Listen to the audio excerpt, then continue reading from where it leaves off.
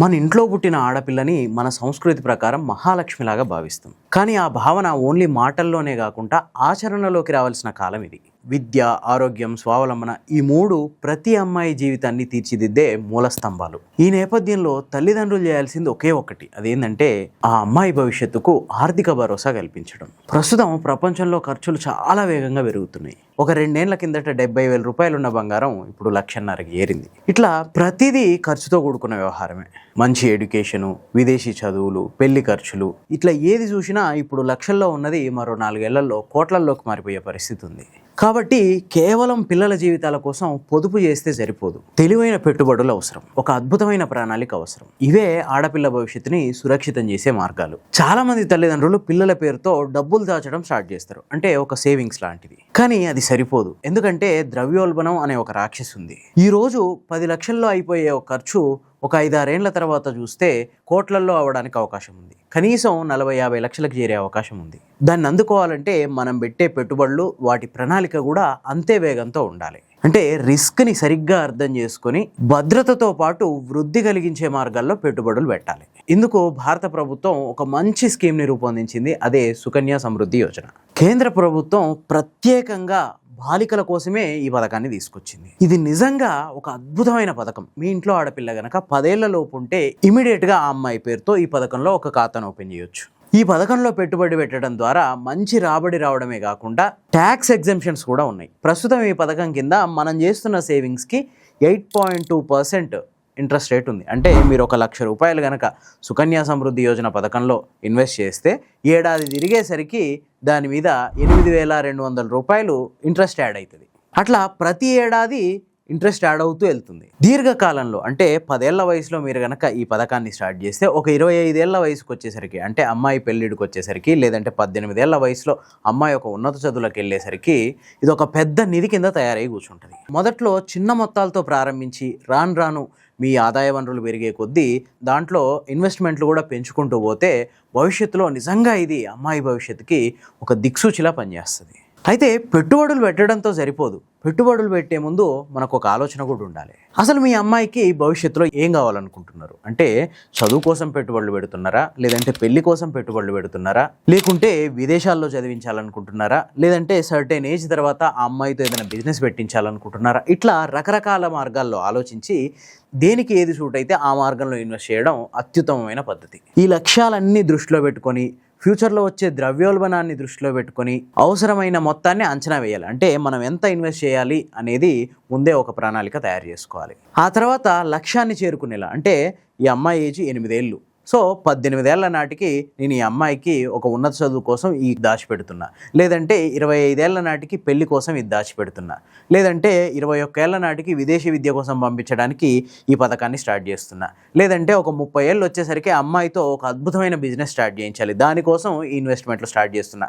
దానికి అప్పటి వరకు ఎంత ఖర్చు అవుతుండొచ్చు, ఈ ఇప్పుడున్న పరిస్థితులతో పోలిస్తే ఆ వ్యాపారానికి ఇంత ఖర్చు అవుతుంది, లేదంటే ఆ చదువుకి ఇంత ఖర్చు అవుతుంది, లేదంటే పెళ్ళికి ఇంత ఖర్చు అవుతుంది.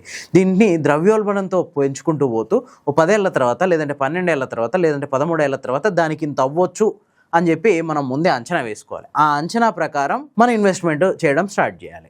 ఓన్లీ భారత ప్రభుత్వం ప్రవేశపెట్టిన సుకన్య సమృద్ధి యోజన ఒక్కటే లేదు, ఇంకా చాలా మార్గాల్లో పెట్టుబడులు పెట్టవచ్చు. ప్రధానంగా మ్యూచువల్ ఫండ్స్ ద్వారా ఈక్విటీల్లో పెట్టుబడులు పెట్టడం కూడా ఒక మంచి మార్గం. చిన్న మొత్తాలతో పెట్టుబడి పెట్టడం స్టార్ట్ చేసినా దీర్ఘకాలంలో చక్రవడ్డీలతో కలిపి భవిష్యత్తులో ఒక పెద్ద నిధి కింద ఇది మారిపోతుంది. ప్రధానంగా ఒక 10 నుంచి 15 ఏళ్ల పైన లక్ష్యాన్ని పెట్టుకుని, అంటే 10 నుంచి 15 ఏళ్ల తర్వాత ఈ డబ్బుతో మాకు అవసరం ఉంటుంది, అప్పటి వరకు నేను ఇన్వెస్ట్ చేస్తూనే ఉంటా ఇట్లాంటి దీర్ఘకాలిక లక్ష్యం పెట్టుకున్నప్పుడు ఈక్విటీల్లో పెట్టిన పెట్టుబడులకి మంచి అమౌంట్ అదనంగా వస్తుంది, అంటే మంచి ఫలితాలు ఉంటాయి. Next public provident fund. ఇది కూడా అమ్మాయిల భవిష్యత్తు కోసం ఒక మంచి ఇన్వెస్ట్మెంట్. అంతేకాదు ఇది ప్రభుత్వ హామీ ఉన్న పథకం కాబట్టి పెట్టుబడులకు ఎట్లాంటి డోకా లేదు, పూర్తి భరోసా ఉంటుంది. అంతేకాదు దీనికి కూడా పన్ను మినహాయింపులు ఉంటాయి, స్థిరంగా వడ్డీ వస్తుంది, హెచ్చు తగ్గులు ఉండవు. లాంగ్ రన్లో ఇన్వెస్ట్ చేయడానికి ఇది కూడా ఒక మంచి పథకం. ఇక పిల్లల కోసమే ప్రత్యేకంగా తయారు చేసిన ఒక పథకం ఉంది, అదేంటంటే NPS వాత్సల్య. ఇది పూర్తిగా పిల్లల చదువుల్ని ఉద్దేశించి భవిష్యత్తులో పిల్లలు పెద్ద చదువులకు వెళ్ళేటప్పటికి అప్పుడు లోన్ల మీదనో అప్పుల మీదనో ఆధారపడకుండా ఇప్పటి నుంచే దానికోసం సేవింగ్స్ చేసే పథకం ఎన్పిఎస్ వాత్సల్య. మీరు గనక ఒక 4-5 ఏళ్ల వయసు ఉన్నప్పుడే, పిల్లలు 4-5 ఏళ్ల వయసు ఉన్నప్పుడే ఇందులో గనక పెట్టుబడులు స్టార్ట్ చేస్తే వాళ్ళు ఉన్నత విద్యకి వెళ్ళేసరికి, అంటే ఒక 20 ఏళ్ళ ఏజ్ వచ్చేసరికి రూపాయి చేతిలో లేకున్నా వాళ్ళ చదువులకు పూర్తిగా ఇందులో నుంచే వస్తాయి. అంటే అంత పెద్ద మొత్తంలో అమౌంట్ అక్కడ పోగుబడిపోద్ది. ఇక బంగారం. భారతీయులకి బంగారం ఎంత ప్రియమైందో మనందరికీ తెలుసు. సో ఈ పెట్టుబడుల్లో కూడా వైవిధ్యంగా ఉండాలి. అంటే మొత్తం ఎంతసేపు డబ్బు రూపంలోనే కాకుండా బంగారం రూపంలో కూడా పెట్టుబడులు పెట్టుకుంటే ఇంకా మంచిది. ఆడపిల్లలు ఉన్న వాళ్ళకి ఇంకా మంచిది. మనం పెట్టే పెట్టుబడుల్లో ఖచ్చితంగా 10-15% బంగారం మీద ఉండాలని చెప్పి ఆర్థిక నిపుణులు చెప్తున్నారు. రీజన్ ఏంటంటే ఇది భవిష్యత్తుకు భరోసానిస్తుంది. ద్రవ్యోల్బణంతో పాటు ఈ రేట్లు వీటన్నిటిని తట్టుకొని నిలబడే శక్తి బంగారానికే ఉంది. ఓవరాల్గా చూస్తే వీటన్నిటితో పాటు ఇంకొక ముఖ్యమైన విషయం ఉంది. అదేంటంటే ఆడపిల్లలకి ఆర్థిక విద్యను నేర్పాలి. చాలామంది ఆడపిల్లల కోసం పొదుపు చేస్తుంటారు, రకరకాలుగా ఆలోచిస్తుంటారు, వాళ్ళ కోసం ఆస్తులు కూడా పెడుతుంటారు. కాకపోతే వాళ్ళకి ఈ ఆర్థిక విద్య అంటే ఇన్వెస్ట్మెంట్ విషయంలో పెద్దగా ఏం చెప్పరు. కానీ ఆడపిల్లకి ప్రధానంగా నేర్పించాల్సింది ఆర్థిక విద్య. అదే ఆ అమ్మాయికి నిజమైన ఆస్తి.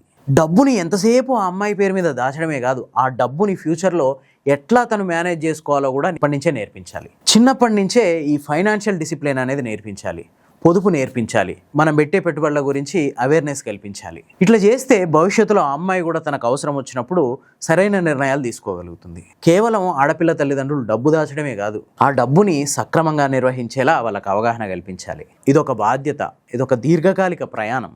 సరైన ప్రణాళికతో, క్రమశిక్షణతో సరైన సమయంలో కనుక మీరు ఇన్వెస్ట్మెంట్లు స్టార్ట్ చేస్తే అది మీ కుమార్తెకు ఒక సురక్షితమైన అట్లాగే భద్రమైన భవిష్యత్తును అందిస్తుంది. ఈరోజు మీరు తీసుకునే చిన్న చిన్న నిర్ణయాలే రేపటి ఆమె జీవితాన్ని ప్రభావితం చేస్తాయి.